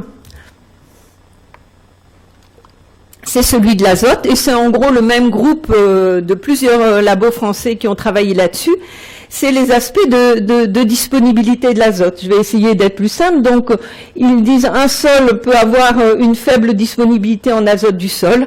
Cette faible disponibilité peut être due à une absorption azote importante, peut être due à des litières, des résidus végétaux qui retournent au sol important. Oui, j'ai eu un déplacement de la flèche. La flèche devrait arriver ici. Ça fait rien. Et donc, en fait, quand il y a une faible disponibilité d'azote du sol, finalement, les champignons cellulolytiques qui sont limités en azote vont, on appelle ça en anglais le mining. Le mining, c'est l'exploitation minière. Donc, ils vont aller envoyer des enzymes pour récupérer de l'azote de l'humus du sol. Et ceci va conduire à la minéralisation et ça va rendre disponible de l'azote pour la plante. Et en cas de forte disponibilité en azote du sol, on va assister à un autre phénomène qui va favoriser au contraire le stockage. Au lieu que ce soit le mining, c'est le stockage. Donc là, la plante a par exemple une absorption faible d'azote. Il va y avoir des champignons, une forte disponibilité en azote du sol ici, éventuellement grâce aux litières et grâce à la plante qui absorbe peu. Et donc, comme il y a une forte disponibilité, les champignons cellulolytiques ici vont pouvoir dégrader le carbone et assimiler de l'azote, et même humifier. Et donc ici, on est dans un scénario d'accroissement du stockage des matières organiques. Donc là, finalement, vous voyez que leur théorie, la théorie poussée, mais qui se comprend tout à fait, c'est que finalement, la faible disponibilité d'azote dans le sol conduit au déstockage et donc à la minéralisation du carbone parce que les micro-organismes veulent et ont les équipements enzymatiques pour récupérer l'azote des matières organiques.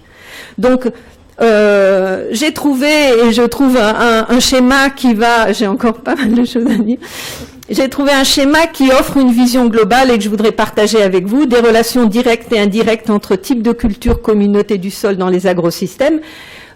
proposé par Doden, donc un groupe de Wageningen, où effectivement est repris en écologie, où on table sur les traits fonctionnels des plantes et notamment les vitesses relatives de croissance. Les plantes à croissance élevée ont des litières labiles, assez labiles en composition et des rapports C sur N faibles, c'est-à-dire des fortes teneurs en azote, et qui vont être décomposées par des bactéries et des champignons plutôt, et qui vont impacter, alors que les plantes à croissance plus faible produisent des litières plus récalcitrantes et des rapports C sur N plus élevés, et vont plutôt être dégradées par avoir dans leur environnement des champignons saprophytes et des ectomycorrhizes.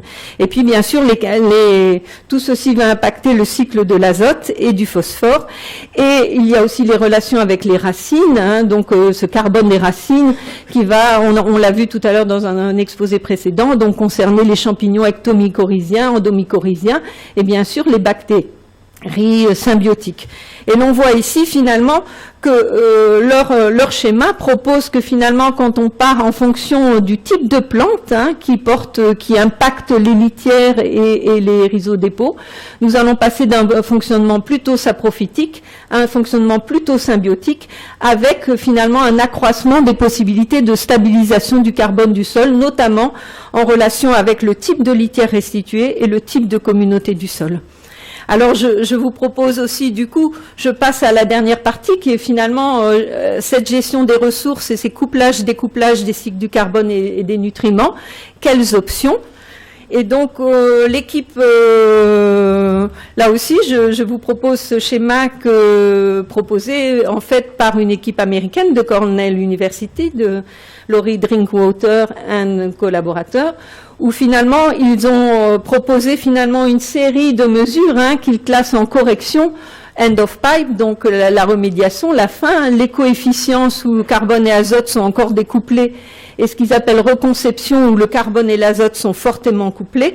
Et ici, donc, on trouve les zones tampons, le retraitement des eaux. Dans ce qui est amélioration de l'efficience, on va trouver les apports de fertilisants localisés dans le temps, dans l'espace, les inhibiteurs, par exemple, de nitrification, les nouvelles formes de fertilisants. Et puis, dans les options de reconception des systèmes de culture avec un fort couplage azote-carbone, on va trouver les légumineuses, l'utilisation des cultures en interculture, les rotations diversifiées dont on a parlé et les cultures pérennes. Et donc on voit ici que quand on va horizontalement de la gauche à la droite, on a un couplage croissant du carbone et de l'azote, et quand on va du bas vers le haut, on a une rétention croissante d'azote. Alors nous, enfin je dis nous, c'est peut-être pas vous, mais nous, nous, un certain nombre d'entre nous, par exemple dans le RMT fertilisation environnement et d'autres, je pense aux comifères, on travaille pour l'instant beaucoup sur finalement l'amélioration de l'efficience de l'utilisation des ressources, des fertilisants minéraux, des produits organiques et différentes formes pour améliorer l'efficience. Mais on doit finalement progressivement aller vers ce qu'on sait être l'agroécologie, donc redessiner, reconcevoir des systèmes de culture pour aller vers un couplage croissant carbone-azote et vers une rétention croissante. C'est ce qui, ici, j'ai pas beaucoup à rajouter. On est sur des optimisations des pratiques, efficience-substitution, surtout pour l'azote, sur la réduction des pertes d'azote dans les champs, et on doit aller vers des systèmes une plus grande biodiversité. On en a parlé ce matin, vers des systèmes de culture diversifiés, et voir, on l'a évoqué, vers des paysages multiservices avec une gestion des ressources à l'échelle territoriale. Alors je prendrai deux exemples de travaux récents français sur la question. Un travail très intéressant mené en collaboration l'UMR Agir et Arvalis avec la thèse de, je pense, c'est Hélène Tribouillois, où ils ont travaillé sur des mélanges légumineuses, non légumineuses en culture intermédiaire, on l'a évoqué, pour combiner des potentiels de piégeage du nitrate, céréales crucifères, et des capacités de recyclage en engrais verts par les légumineuses.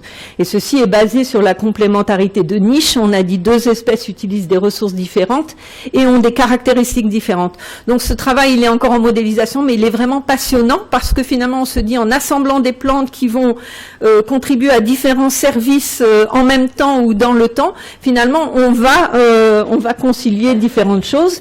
Et puis l'autre, avant ma conclusion, l'autre travail, c'est les travaux menés par l'équipe de Gilles Billen sur le Pyrénées-Seine et en région parisienne, notamment la thèse qui vient d'être soutenue de Juliette Anglade, où ils ont regardé la diversification des espèces, l'allongement des rotations et l'augmentation de la part des légumineuses, bien sûr, sur un réseau d'exploitation en agriculture biologique du bassin de la Seine. Et juste pour vous montrer ici que les rotations moyennes, basées, vous voyez qu'ici, en agriculture biologique, on rentre pas dans le débat, est-ce que l'agriculture biologique va nourrir la planète? C'est simplement pour montrer que c'est pas seulement réduire les fertilisants minéraux, c'est cette rotation de 8 à 14 ans avec une diversification, on en a parlé ce matin, des espèces végétales comparées à l'agriculture plus conventionnelle sur la même région. Donc, en résumé, la minéralisation de la matière constitue la base de la chaîne trophique, pilote globalement les cycles du carbone, de l'azote, impacte la production végétale. J'ai pas parlé, mais les agents de la décomposition sont les exoenzymes. J'ai fait l'impasse dessus, qui déconstruisent les parois et dépolymérisent. Je vous ai dit la stoichiométrie qui est assez simple, mais elle est très importante. Les communautés microbiennes diverses ont en commun une même stoichiométrie fonctionnelle. Il y a des équipes très compétentes françaises et étrangères qui travaillent sur la stoichiométrie et qui confirment finalement des choses assez simples qu'on a mis dans nos modèles il y a quelques années, mais c'est des valeurs sûres. Et puis la diversité taxonomique et fonctionnelle des micro-organismes des sols est modifiée par tous ces facteurs et impacte l'équilibre entre minéralisation et stabilisation. Claire en a parlé rapidement. Je voulais juste conclure en disant gérer des matières organiques, c'est gérer un compromis entre minéralisation et stabilisation des matières organiques, toutes deux indispensables au fonctionnement du système sol-plante. Moi, mon message, mais c'est pas le mien, c'est celui de tous ceux dont j'ai parlé qui travaillent. Ce compromis est potentiellement facilité par l'usage simultané dans l'espace ou dans le temps de combinaisons d'espèces ayant des caractéristiques fonctionnelles, ce qu'on appelle des traits fonctionnels différents, des modes de croissance, des allocations de biomasse, des caractéristiques chimiques, des explorations racinaires. Et puis, les pertes vers l'environnement, notamment d'azote, peuvent être réduites, voire supprimées par un couplage étroit des cycles carbone-azote. Dans certains programmes, y compris à l'INRA, on parle de bouclage, mais c'est pas bouclage, c'est couplage.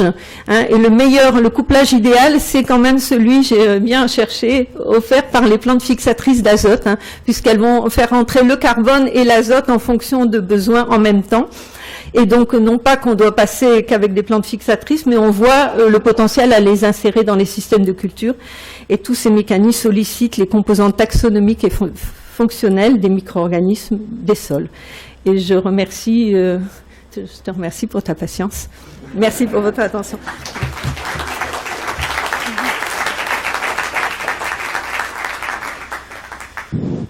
Nous allons quand même prendre, merci Sylvie, nous allons quand même prendre un peu de temps pour les questions et peut-être le mieux, c'est que les orateurs viennent devant et pour pouvoir répondre.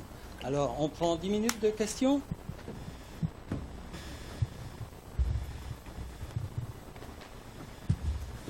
Bonjour, Erwan Alain Saubac. Je voulais vous poser une question. Désolé, vous avez à peine fini. Dans le couplage, nous avez présenté dans le couplage des cycles à carbone-azote. Vous avez dit que dans le premier cas de figure, on avait un dégagement de CO2 parce qu'il y avait un excès de carbone. Et vous n'avez pas parlé justement, ce que vous venez de faire à la fin, de la possibilité de fixation d'azote soit par des azotobactères, soit par des rhizobiomes avec des légumineuses, qui justement permettraient de dégager moins de CO2 et d'avoir une source de carbone pour pouvoir produire toujours l'humus avec le C sur N meilleur que plus bas que celui des pailles en tout cas. Oui, je ne sais pas s'il y a vraiment une réponse. Effectivement, je n'ai pas évoqué tous les cas, mais c'est vrai que j'ai pris des exemples concrets de recherche et la manière dont les chercheurs conceptualisent et qui sont vraiment l'actualité scientifique parce que sur le priming, les différentes causes de ce déstockage ou de cette surminéralisation, il y a pas mal de théories, mais finalement elles reviennent assez au même. C'est ce déséquilibre entre la ressource en carbone et la ressource en azote à un moment qui fait que les communautés vont finalement avoir une stratégie, j'ose dire. Mais vous avez raison, il y a d'autres sources d'azote. Valentin Beauval, donc agriculteur dans le Saumurois. Il y a plusieurs méthaniseurs qui tentent... Ah, il faut que je me lave. Non, mais bon. non, vous cherchez. Il y en a toujours. Méthaniseurs. Méthaniseurs qui sont en train de se construire dans le Saumurois. Bon, ils vont donner dans ces méthaniseurs c'est pas des déchets, ce sont des fumiers, des lisiers, etc., qui sont fondamentaux pour la fumure de leur ferme. Je pose la question du digestat. Moi, ce que j'ai compris, le digestat, ce sont des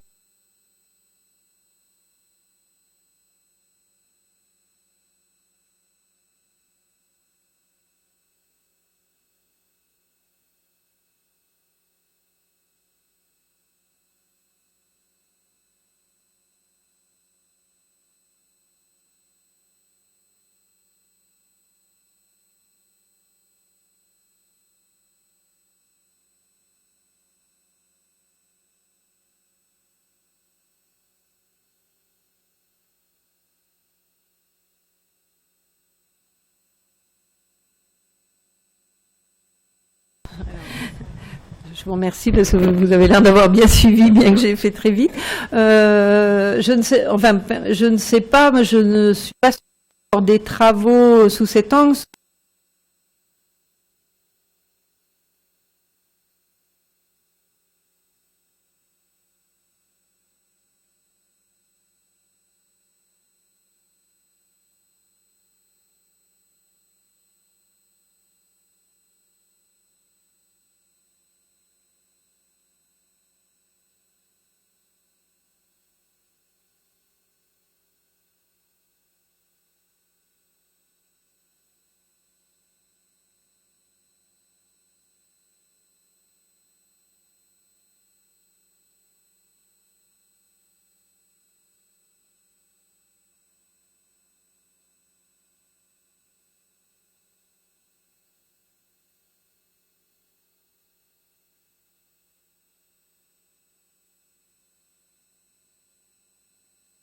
Sur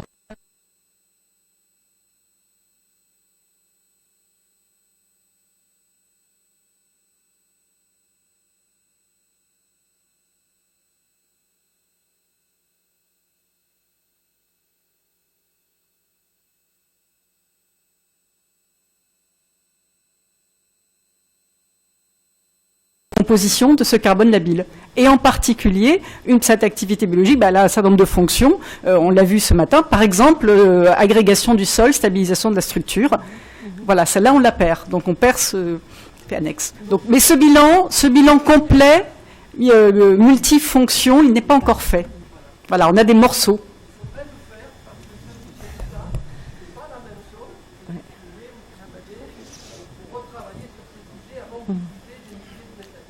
Tout à fait. Oui, pardon. Oui, je voulais poser une question un peu couplée pour vous deux. Pour nous deux. Sylvie, tu as bien évoqué le dilemme que l'on a, c'est de mettre du carbone dans le sol, mais de le garder le plus longtemps possible. Voilà, on est un peu dans ce système. Donc, Claire, tu as bien dit qu'une partie du carbone était protégée. Sylvie, tu as dit que ce carbone, il n'était pas si protégé que ça, parce que si on met du carbone frais, on arrive à le dégrader, donc c'est quand même un petit peu plus complexe. Mais finalement, moi j'en retiens l'idée que quand même, plus on va vouloir faire entrer du carbone dans le sol, moins il va rester longtemps. Or, on nous dit de résoudre les problèmes du réchauffement climatique en mettant du carbone dans le sol. C'est-à-dire, plus on va vouloir en mettre, plus il va en sortir. Je pense que ça... Oui, je voulais... Non, c'était sur la première partie. Tu parlais le carbone inaccessible ou en fait, ma vision, pas que la mienne, c'est que un carbone ne peut. Il y en a qui débattent aussi de la récalcitrance chimique ou de l'inaccessibilité physique. Et en fait, ceux qui disent c'est l'énergie qui manque, mais ça peut être l'énergie pour une IF pour aller chercher. Donc finalement, l'énergie disponible apportée est un concept assez intéressant. Parce qu'il empêche d'opposer une récalcitrance à une matière organique. Parce que finalement, c'est toujours l'énergie qu'il faut pour franchir la barrière de la récalcitrance ou l'espace. Voilà, ça c'était... Alors sinon, on considère actuellement, on a un concept qui est celui de la capacité de saturation du sol en matière organique et qu'on ne sait pas mesurer, je veux dire c'est plus un concept, mais on considère qu'on ne sature pas complètement le sol en carbone total, en tout cas dans les sols cultivés, mais aussi en carbone stabilisé pour des très longues durées. Donc entrer plus de carbone dans le sol, ça permettra d'avoir plus de carbone qui tourne vite, qui fait vivre les organismes vivants du sol, mais aussi d'aller vers le carbone qui tourne lentement. Donc il faut le faire. Une question encore au fond. Oui, Jean-Claude Marcus, Association française pour l'étude du sol. C'est plutôt une intervention sur cette façon extrêmement restreinte de poser la méthanisation vue uniquement sous l'angle des soi-disant 1000 méthaniseurs agricoles. Globalement, mis à part la paille de maïs, mais en tout cas tous les effluents animaux sont extrêmement peu méthanogènes. Le lisier de porc, c'est 50 normomètres cubes par tonne de matière fraîche entrante. Les vaches, c'est 50, c'est très peu. En réalité, le vrai sujet n'est pas celui-là. Le vrai sujet qui répond à vos exposés, c'est d'éviter, ce que nous faisons en France massivement, d'incinérer des biodéchets qui, pour l'essentiel, sont d'origine urbaine ou d'activité. L'ordre de grandeur est à peu près de 6 millions de tonnes par an. C'est très important. Et d'avoir, par le biais de ces digestats, qui effectivement peuvent être très variés, selon d'ailleurs qu'ils sont pâteux ou liquides, et qui sont d'usage différent selon le moment auquel on va l'utiliser, et il y a un effet booster des liquides, d'utiliser ces digestats pour le fameux retour de l'organique au sol que, si j'ai bien compris, tout le monde vante depuis ce matin.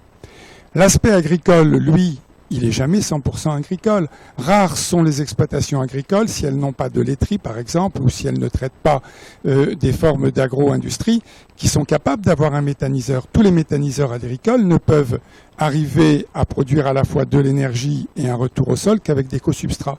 Donc je crois que autant il est important de comprendre qu'un plan de méthanisation est essentiel pour un pays comme la France qui incinère trop, ce faisant prive ses sols d'un carbone qui d'ailleurs vient des sols du monde entier, autant se focaliser sur l'aptitude à telle ou telle exploitation par la méthanisation d'apporter du retour de l'organique au sol. Je pense qu'on a peut-être dans ce cas-là mieux à faire à regarder sous l'angle des composts, a fortiori si on voit que les digestats produits en Bretagne par les élevages concentrationnaires s'en vont dans la Beauce.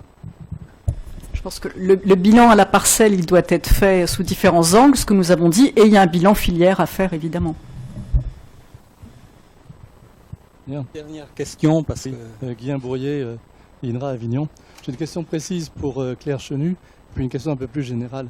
Donc la question précise, c'est, j'ai pas bien compris comment tu utilisais la loi de Laplace, parce que si les pores sont remplis d'eau, l'énergie de l'eau est la même partout, et si les pores sont secs, à ce moment-là, il n'y a que les petits pores encore remplis d'eau, il y a une activité biologique, et partout ailleurs, les bactéries se mettent en dormance.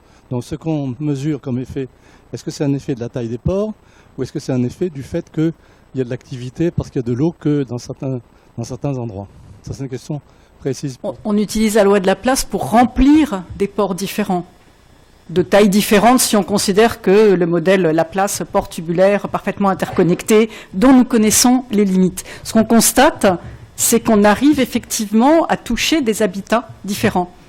Je pense que la valeur taille des pores, elle n'est pas à prendre au pied de la lettre, mais on l'utilise pour remplir progressivement, pour explorer finalement des espaces différents. Bon, d'accord. Ma question plus générale, c'est et la prédation dans les bactéries. Dans tous les modèles d'écologie, on parle de modèles proie-prédateur. Alors les protozoaires, on en a une idée de la génomique, etc. Les amibes qui bouffent les bactéries. Est-ce que les populations bactériennes sont limitées par la prédation, dont on n'entend pas souvent parler? Alors, donc plusieurs choses. Génomique des protozoaires, très peu de travaux encore, ça se développe, métagénomique, on extrait l'ADN du sol global de tous les organismes et on l'étudie, mais c'est vraiment au début. Prédation par les protozoaires, très important. Ce matin, on a parlé d'inoculation de bactéries de type PGPR. Les faibles taux de survie à l'inoculation sont essentiellement sont en grande partie le résultat d'une prédation abondante des bactéries. Donc oui, ça contrôle l'activité, l'abondance des micro-organismes. Je ne sais pas si j'ai répondu à tout. Je pense aussi. Bon. Peut-être il y a une question pour notre collègue allemand sur le fonctionnement de la plante dans le sol, la modélisation. Bon. Alors, on va prendre Je pense que vous pouvez continuer la discussion avec les orateurs. Et puis, on va prendre la pause café maintenant. 10 minutes, un quart d'heure, mais pas plus.